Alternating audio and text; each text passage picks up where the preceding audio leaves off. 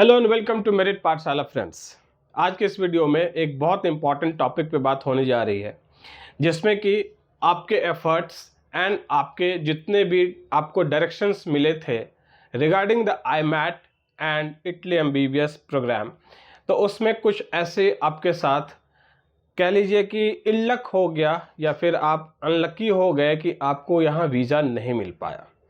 तो स्टूडेंट्स बहुत सारे ऐसे अभी बचे हुए हैं इंडिया के अंदर जिनको कि वीज़ा नहीं मिल पाया है। मैं हूं प्रेम आनंद फ्रॉम मेरिट पाठशाला आईमैट मेंटोर।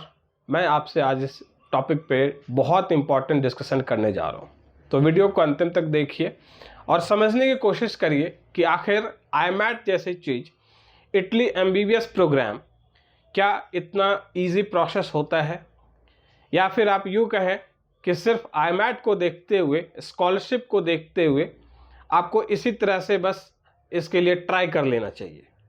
तो it's not in that simple format. इसलिए मैं कह रहा हूँ क्योंकि यहाँ पर इन्वॉल्वमेंट बहुत चीज़ों की होती है और आपका एफर्ट लगता है। साथ में यह भी बात आती है कि स्टूडेंट्स इस माइंडसेट से अभी प्रिपरेशन कर रहे हैं कि नीट के बाद आईमैट को देखी जाएगी, एज अ बैकअप प्लान उसको ये लेकर चल रहे हैं। बट आई डोंट थिंक कि आईमैट के लिए कोई सेकंड थॉट देने की आपको ज़रूरत है। क्लियरली मैं कह रहा हूँ आपको कि IMAT means IMAT, no other examination.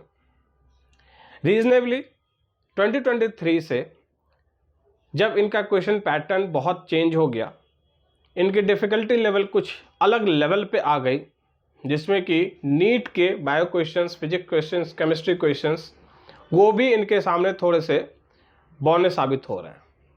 मतलब कहने का कि आईमैट नीट से 2023 से ऊपर हो गया, डिफ़िकल्टी लेवल इसकी ज़्यादा हो गई। इस वजह से कंपल्सरीली आपको वो सिलेबस पढ़ना होगा जहाँ पर कि आईमैट क्रैक करने का एक फॉर्मेट, पैटर्न डिफाइन किया हुआ है।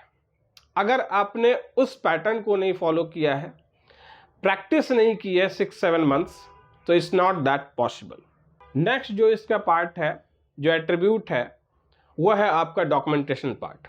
डॉक्यूमेंटेशन में कहीं भी आप इरोनियस वर्क अगर कर रहे हैं, जिसमें एरर आपका कुछ है, even single line in motivation letter, तो आपका वीज़ा यहाँ पे रेस्ट्रिक्ट हो जाएगा। Therefore you have to be very much intelligent, very much expert, and also एक प्रैक्टिस जब तक किसी भी ऐसे एजेंसी की नहीं है, किसी भी ऐसे इंडिविजुअल की नहीं है, तो एज ए स्टूडेंट आपके लिए पॉसिबल है नहीं। मैं अभी दावे के साथ ये कह सकता हूँ कि जितने भी डॉक्यूमेंटेशन पार्ट हुए हैं, उसमें से स्टूडेंट्स को सारे सीक्वेंसेस का, सारे डॉक्यूमेंट के एकेडमिक, नॉन एकेडमिक, सारी चीज़ों का प्रॉपर कहीं भी ऐसा फॉर्मेट उनको पता ही नहीं था कि किस फॉर्मेट में क्या बनना है। सेकेंड थिंग, जहाँ पर जो प्रोसेसेस ऑनलाइन 2022 तक दिखाई पड़ रही थी, उसको ही बच्चों ने फॉलो किया। मैं उस बात को बता रहा हूँ जहाँ पर कि आपको पहले प्री एनरोलमेंट बताई जाती है, साथ में आपका डीओबी होता है, फिर आप आईमैट रजिस्ट्रेशन करते हैं, फिर आपका वीज़ा के लिए प्रोसेस होता है आफ्टर योर रिजल्ट। तो इतने कॉन्टेक्स्ट्स में अगर आपका एक भी पॉइंट, एक भी स्टेज कहीं कुछ मिस हुआ है, तो आपको सक्सेसफुली यहाँ वीज़ा नहीं मिल पाता। एक अदर पार्ट है फंड मैनेजमेंट, तो उस पर अभी डिस्कशन नहीं है मेरा। फंड मैनेजमेंट एक थोड़ा सा वास्ट टॉपिक है, उसके ऊपर और दिन बात कर लेंगे। डॉक्यूमेंटेशन में जो एक इशू आया है फ्रेंड्स, वो आया है कि एक तो उनको मोटिवेशन लेटर लिखना कैसे है, क्या मेंशन नहीं करना है और क्या मेंशन करना है। उसके बाद प्री एनरोलमेंट टाइम उन्होंने डॉक्यूमेंट जो अपलोड किए हैं, वो कौन कौन से डॉक्यूमेंट हैं जो कि उनको अपलोड करना चाहिए था, उन्होंने नहीं किया। देयरआफ्टर उनको यह भी समझ नहीं आया कि अभी इस साल में 2023 में एजेंसी के द्वारा क्या डिमांड किया गया है। DOV का process, declaration of value, declare as unit developer, इस प्रोसेस को करने के लिए स्टूडेंट पूरे महीने लग गए। DOV प्रोसेस के लिए VFS ने और एम्बेसी ने बहुत क्लियरली ये नोटिस दिया, हालांकि ये ऑफिशियली अनाउंस नहीं हुआ, बट जब भी उनको कॉल किया गया उन्होंने यही बात बोली कि DOV के लिए आपको acceptance letter from the university is a must. अब स्टूडेंट को एक्सेप्टेंस लेटर अभी यूनिवर्सिटी किस बिहाफ पे दे सकती है? IMAT या MBBS एडमिशन, मेडिसिन में एडमिशन, डेंटल में एडमिशन एक डिफरेंट सिनेरियो है। अदर कोर्सेज जहां डायरेक्ट एडमिशन है या TULC के ऊपर एडमिशन है, वहां पर डेली एग्जाम हो रहा है, तो वो अदर सिनेरियो है। तो IMAT एस्पिरेंट जो हैं, जो मेडिसिनल कोर्स में जाना चाहते हैं, उनके लिए एक्सेप्टेंस लेटर यूनिवर्सिटी किसी बिहाफ पे अभी दे ही नहीं सकती। नेक्स्ट ईयर कुछ रूल्स चेंज हुआ या 2024 में, अभी प्रेजेंट सिनेरियो में कुछ चेंज होगा तो अलग बात है, लेकिन एक्सेप्टेंस लेटर के कॉन्टेक्स्ट में अगर मैं बात करूं तो एम्बेसी एंड यूनिवर्सिटी यहाँ पे कॉन्फ्लिक्ट एक पोजीशन पे है कि वो खोज रहे हैं एक्सेप्टेंस लेटर, तब हम DOV रिलीज करेंगे। और DOV का जो एक ऑल्टरनेट था चीमिया, वो आपका 2024 तक बंद है। चीमिया आपका अभी नहीं होगा। तो अब सिचुएशन ये थी कि भाई वीज़ा के लिए DOV एक चेकलिस्ट में लिखा हुआ है तो वो ज़रूरी है। स्टूडेंट को ये बात समझ ही नहीं आई कि आखिर DOV नहीं मिलेगा तो मुझे वीज़ा कैसे मिलेगा। तो उन्होंने भरसक कोशिश की कि पहले DOV अप्लाई करते हैं, DOV मिल जाता तो फिर मुझे वीज़ा में आसानी होती, लेकिन ऐसा हो नहीं रहा था। दिल्ली, मुंबई, कोलकाता, कहीं भी। यहाँ पे एक बायस्ड और बात है, हमारी स्टूडेंट है केरल में और उसको कोची कॉन्सुलेट से वहाँ से उनको प्रोवाइड किया गया है DOV विदाउट एक्सेप्टेंस लेटर। तो ये सिनेरियो अब पूरी कंट्री में तो नहीं था कि भाई लोकल कॉन्सुलेट जो है वो आपको प्रोवाइड कर रहा है DOV, आप वहाँ से ले लीजिए। तो जो मेन इनके कॉन्सुलेट्स हैं other than Delhi also, Mumbai and Kolkata, वहाँ भी यही चीज़ बोली गई। सो स्टूडेंट्स का टाइम वेस्ट हो गया। कॉन्सिक्वेंटली उनका रिजल्ट होने के बावजूद दे हैव गॉट सेलेक्टेड, उनका रैंक आने के बावजूद उनको वीज़ा नहीं मिलता है, क्योंकि वो 30 नवंबर तक DOV के ही आशा पे रह गए। और 30 नवंबर के बाद, जो कि आपको यहाँ मैं ऑफिशियली अनाउंसमेंट दिखा रहा हूँ, जो स्टार्ट में ही university.it की साइट में मेंशन कर दिया गया था कि आपका वीज़ा का जो लास्ट डेट है इस साल 2023 के लिए वो है 30 नवंबर। अब उसके बाद आप जा रहे हैं वीज़ा अप्लाई करने, you are being sent to your home, क्योंकि उनको ये डायरेक्शन दिया हुआ है।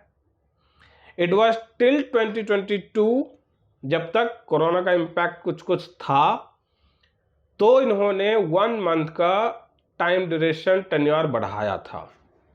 तो एक्सटेंशन जो है इस साल नहीं मिला, लास्ट ईयर 2023 में, और स्टूडेंट्स को वीज़ा नहीं मिल पाया। तो क्वेश्चन अराइज ये होता है फ्रेंड्स कि अब इनको वीज़ा मिलेगा या नहीं मिलेगा। तो ये तभी पॉसिबल है जब यूनिवर्सिटी इनको अलाउ करे। इसका सलूशन सिर्फ और सिर्फ एक है, रोल ओवर्स होते हैं।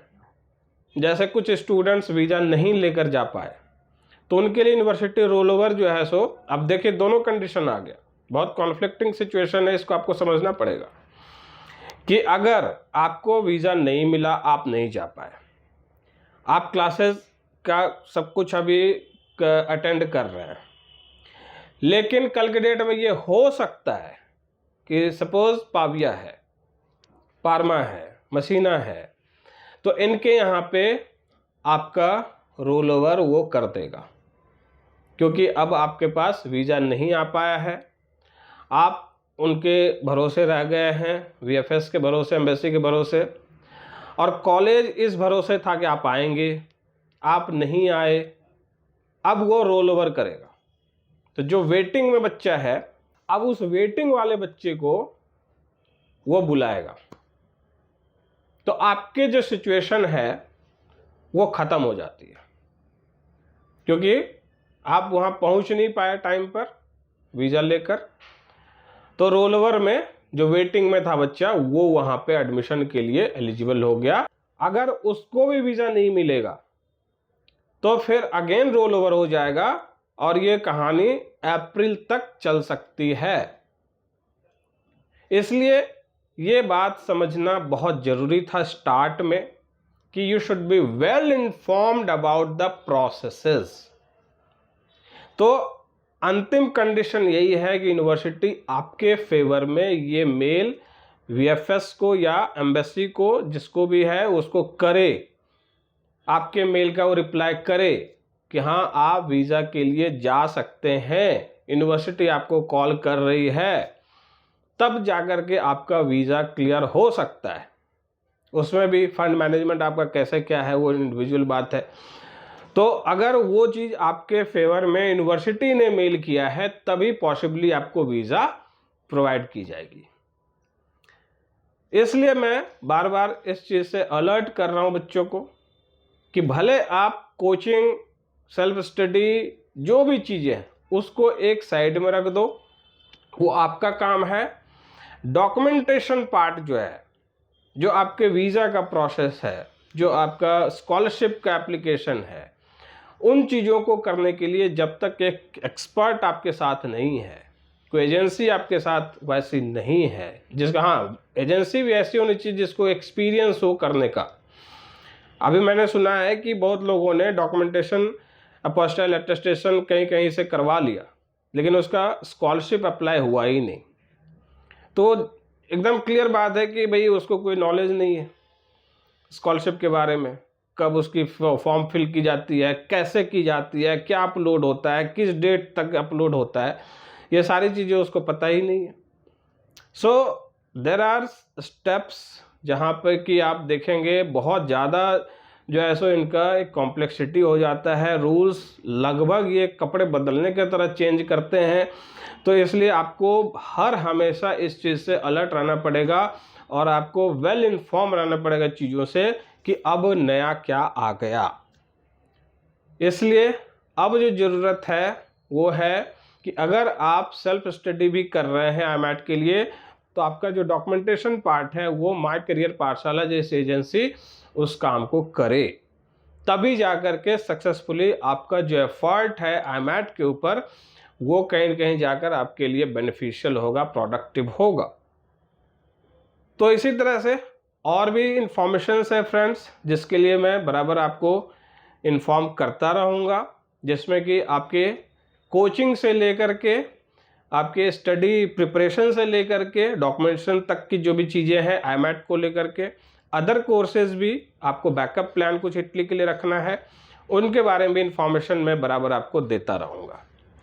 तो मिस्ड मेरिट पाठशाला IMAT स्कॉलरशिप टेस्ट 2024 हमारा अभी ऑन है, चल रहा है। IMAT 2024 बैच के लिए आपको यहाँ रजिस्टर करना चाहिए। दिए गए नंबर्स पे आप कॉल करके डिस्क्रिप्शन ले सकते हैं, डिटेल में डिस्कशन कर सकते हैं। और हमारा जो न्यू चैनल है मेरिट पाठशाला यूट्यूब चैनल, उसे लाइक करना मत भूलिए। इंस्टाग्राम, टेलीग्राम, हमारे सारे पेजेस को आप वहां ज्वाइन करके लेटेस्ट अपडेट के लिए IMAT के बारे में ज़रूर से ज़रूर जुड़िए। तो बने रहिए मेरिट पाठशाला के साथ। Thank you so much for watching.